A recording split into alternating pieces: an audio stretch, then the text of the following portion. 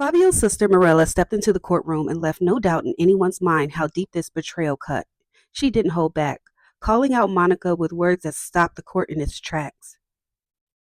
If you need a refresher on this twisted case, I've got a deep dive video linked in the cards now. But for now, let's hear what she has to say. My name is Monica Sementilli, and I want to apologize in advance if some of my words may offend. There has been no deeper pain than losing Fabio at the hands of betrayal from the woman he honored. What Monica did shattered more than just my life.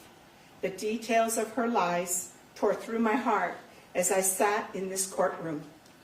Every single day, I feel pain as I think of Fabio, of what he might have felt and saw as his life flashed before him just before his death.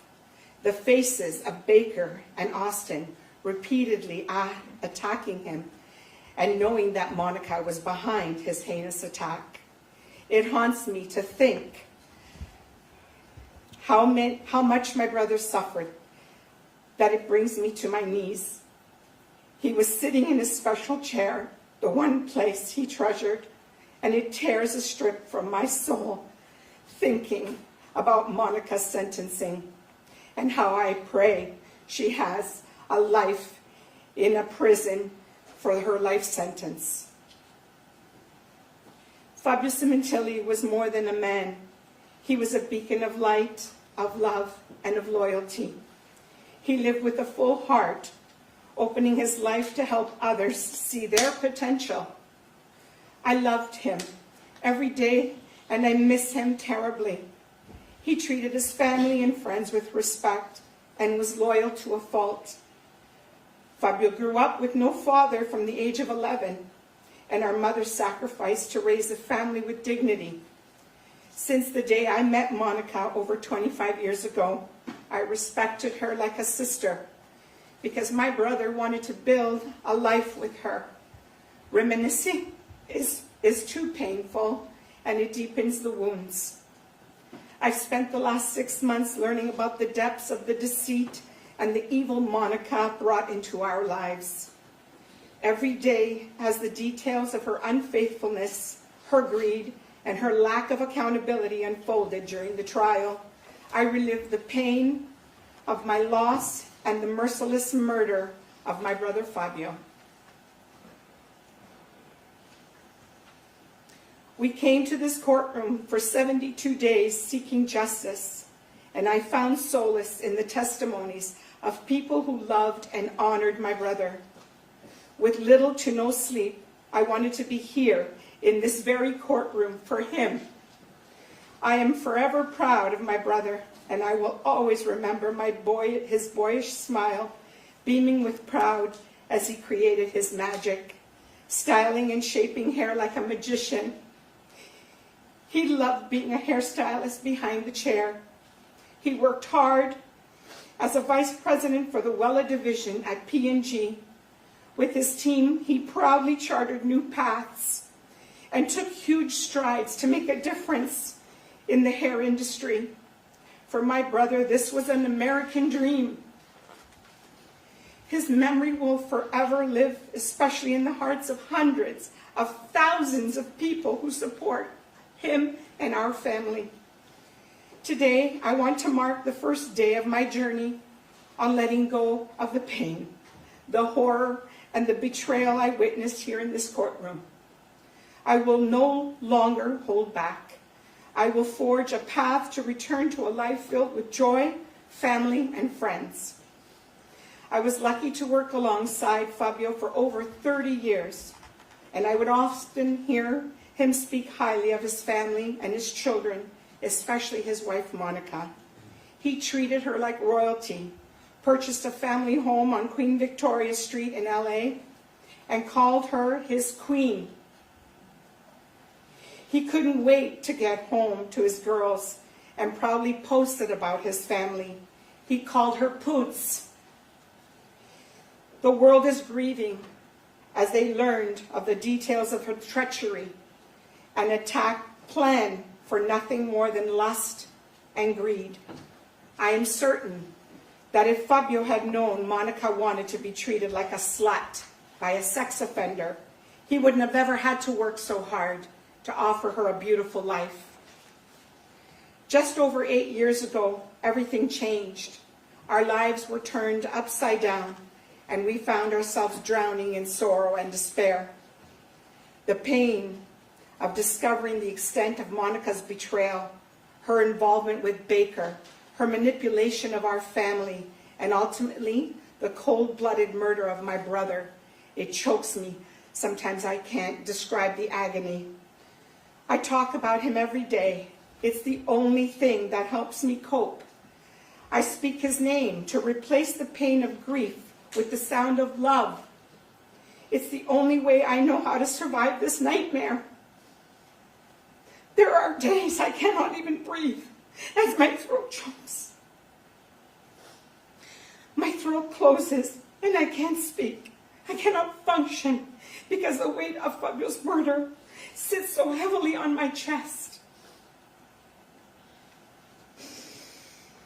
As I learn Monica and her entire family refuse to even say his name, as if pretending he never existed relieves them of their guilt.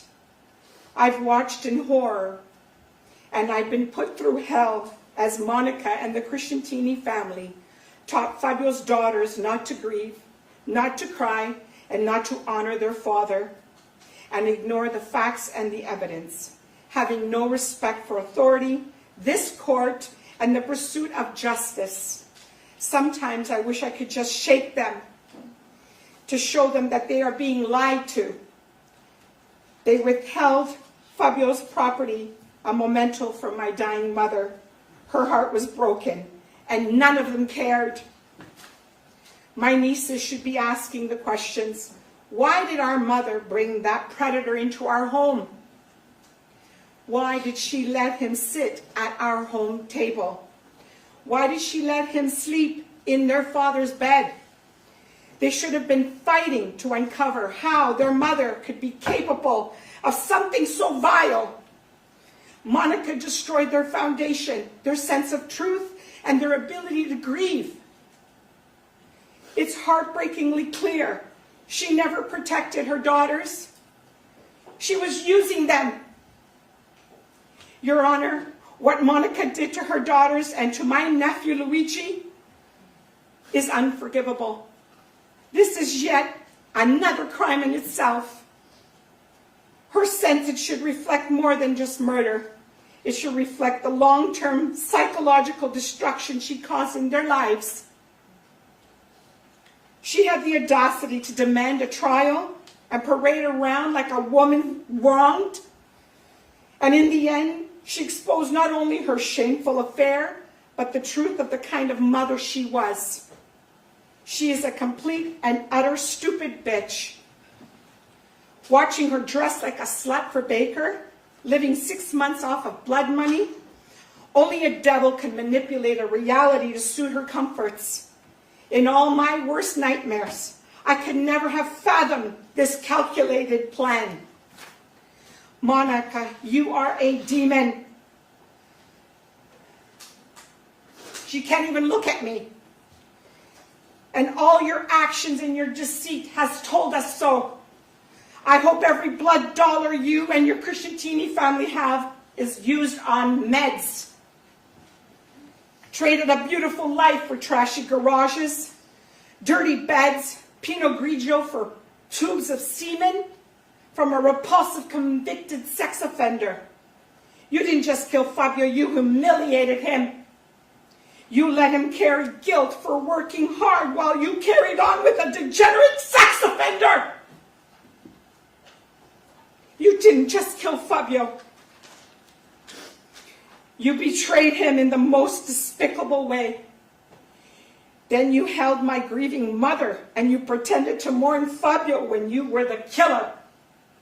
On June 14, after your arrest, our lives became a living hell, and your family treated us like predators and not the victims we are. For this colossal betrayal, those who sided with you in silence cannot pretend today to have supported my brother. I get chills recapping the testimony of Deborah Obad, her sister Anna, and my nieces. Shame on them. Shame on all of them. Mena Grant, sisters, cousins, aunts, and every one of them, for not honoring my brother during the trial. Deborah Obad enjoyed the drama, and I can never understand this sick obsession. She called me the night of the arrest in June and said, Monica's family is looking for the best lawyer money can buy. The Crescentini family stood by and allowed Monica's treachery to fester. The silence is as violent as the act itself. She traded lust for love, family for filth, decency for destruction. She masterminded this egregious murder on my brother. She resorted to murder to make room for Baker. She did this because no one would have accepted that deplorable man. Had she ever divorced Fabio, especially her discerning family, that is why she needed Fabio's life insurance money, to dress him up and make him look like a successful man. She enjoyed Baker treating her like a whore, shopping at thrift stores for slutty, skanky clothes. This sleazeball had $40 in the bank. She even paid for the restaurant bills and the hotel bills, all while leaving her girls home alone. What mother does that? There is a deep shame that follows me every day. The shame that comes from what she did to Fabio, from the utter lack of dignity she was shown by the woman he trusted. My mind races and I ache with agony for the way he died alone, bleeding to death, and knowing she had set him up. He knew she had set him up. This overwhelming grief hits me like a ton of bricks. She turned a devoted husband and father into a victim of the most grotesque betrayal any of us have ever known. Her family and friends knew of this monster and felt it was okay to hide this from Fabio. And now they hide behind their defense lawyers, thinking a trial was going to set them free. That humiliation, that weight, it doesn't go away. I am ashamed of this disgusting things that she did behind my brother's back. I'm ashamed she degraded his honor to be in the arms of that gross, low-life pig. The name Sementilli is dignity, hard work, and love. And I demand Monica to surrender it. Despite the mountain of undeniable evidence, Monica was the mastermind behind Fabio's murder. Anna Larson claimed her sister can be trusted. The internet is filled with disgust and rage on how Monica manipulated the lives of hundreds of people who genuinely love Fabio. If there was ever a case that called for the death penalty, this is it.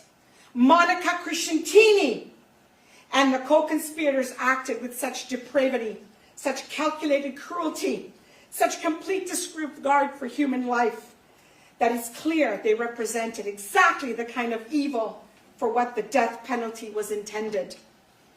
She could have chosen divorce and let my brother live. This disgusting pig before you had 2 legs, which the whole world saw, and she could have quite capably go to work to earn a living to support her and her sex-crazed fantasies instead of choosing a murder. After years of agony, the truth has triumphed. On April 11, Monica Sementilli was found guilty, and in that moment, for the first time in over 8 years, I felt the weight of injustice begin to lift. I will carry with me for the rest of my life a deep gratitude for the 12 individuals who honored their sacred duty. They listened and they made sure Monica was held accountable for all the destruction she caused. Judge Cohen, I thank you for your strength, your fairness, and for making our family feel justice did not fail. You created a courtroom where truth was protected and my brother's dignity restored, even in death. Thank you, Beth Silverman and Heather Segal, for your strength, the intelligence, and the unwavering pursuit of justice, making us proud beyond words. You fought with dignity, with respect, and with an unshakable resolve. There were many small and victorious moments throughout this trial, moments when I watched in awe as the prosecution brilliantly uncovered the truth and brought to light the grotesque and damning evidence of Monica's sorcery. Each moment was a step closer to justice. The Sementilli family loves you all. Today, a life sentence will set us free for the wretched pain she put us through. If you see me smiling, let it be a reminder that Monica is spending her life sentence in a California jail, living hell on earth. It is obvious that Monica tried to manipulate the world into believing that she was a victim. But here's the part she did not ever anticipate: getting caught. And what a beautifully orchestrated sting operation the world watched during the arrest. Monica will never again experience the joy, love, or excitement that Fabio brought into her room. She will never know what it's like to be truly loved again the way Fabio loved her.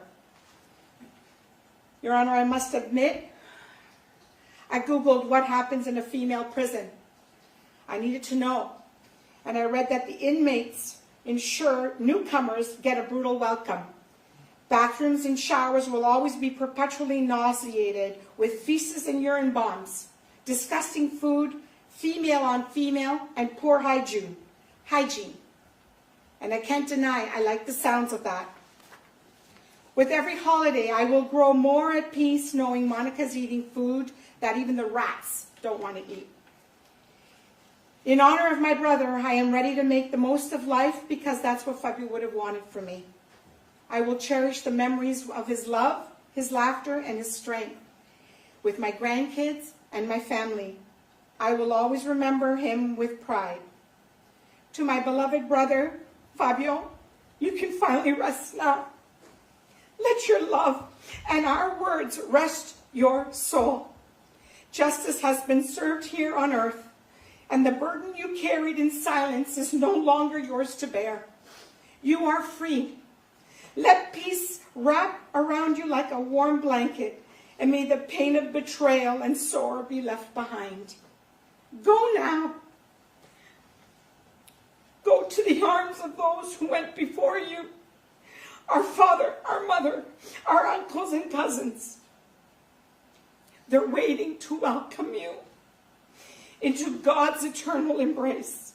You are safe now. No more suffering, no more fear, only light, love, and peace. In honor of you, I will always remember the man you were, no matter what. You always put others first. I will make sure your legacy endures. I will continue to talk about you and ensure you are never forgotten. I will keep your daughters in my prayers and your son in my heart, and hope that one day that the Crescentini family will cut off the unhealthy hold they have on your daughters. And for you, Monica, your name will forever be synonymous with betrayal, deception, and the murder of Fabio Sementilli. I urge all his loved ones to dedicate today, June 23rd, to Fabio's memory. Break open champagne and celebrate with us, and include our glorious brother Fabio in all your prayers, because Fabio won, the prosecution won, and the Sementilli family won! Thank you.